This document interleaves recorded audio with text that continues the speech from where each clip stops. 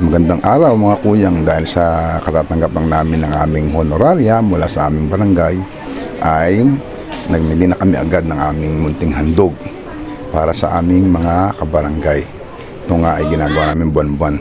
At dahil nga sa meron kaming kaibigan, kumpare na nag-sponsor para dito sa aming adhikain, ay marami ngayon ang aming mabibigyan. Kaya nung nakabili na kami, eto na nga at inayos na namin ang aming mga munting handog. Dito kami gumagawa sa bahay ni Kagawad Capistrano. Buwan-buwan kami ditong nagpapak eh. Tapos namin nga itong ayos, ikakarga naman ito sa sasakyan ko para nga ipamigay sa aming mga kabarangay itong aming munting handog. At ito nga siya mga kuyang, kaya nood lang kayo at makikita nyo kung paano namin ito ipamahagi sa aming mga kabarangay. Wala po kaming pili rito, mahirap o mayaman, basta nag-share po kami ng aming blessing galing po sa sweldo namin mula sa honoraria ng aming barangay. Kaya nood lang po kayo mga kuyang.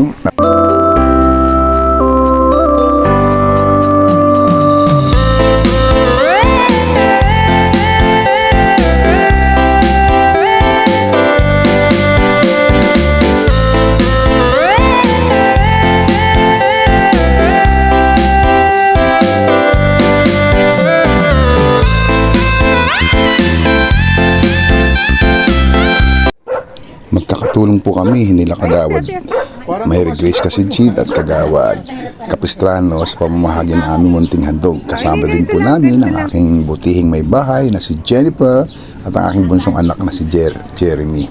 Kaya pumunta na po kami sa mga bahay-bahay na aming bibigyan ng aming munting handog.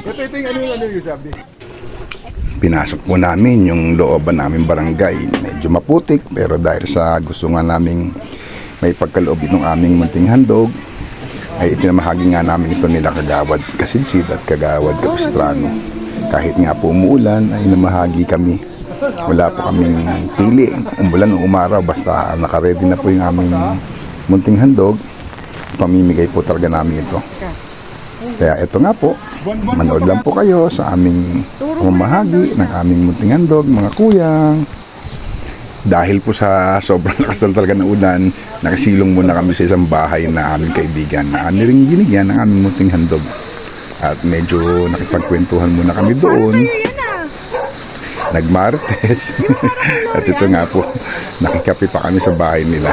Kaya mga kuyang, nung talagang malakas na yung ulan, napagkasunduan na namin na kinabukasan lang ulit kami mamimigay. Kaya ito, pauwi na po kami at bukas naman ay mamamahagi kami pag hindi na po umuulan.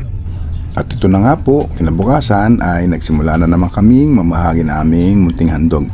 Ang tungo po namin ay sa tricyclean kasi nangako po kami sa kanila na bibigyan namin sila ng aming munting handog. 16 po lahat sila, kaya nag-ready kami ng ang 16 para isa-isa po namin silang binibigyan. At ito nga po, sinimulan naming bigyan na sila. Katulong pa rin natin siyempre sila Kagawad Kasidsid, Kagawad Capistrano, ang aking misis.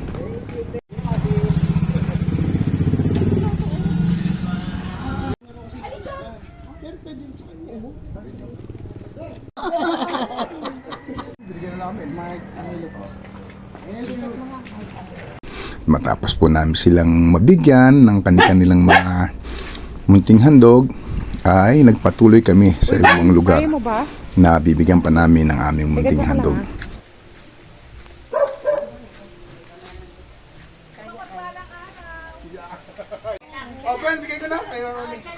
Matapos nga po namin may pamahagi ang aming munting handog, ay umuwi na rin po kami mga kuyang. Hanggang dito na lang ang aking simpleng vlog mga kuyang. See ya!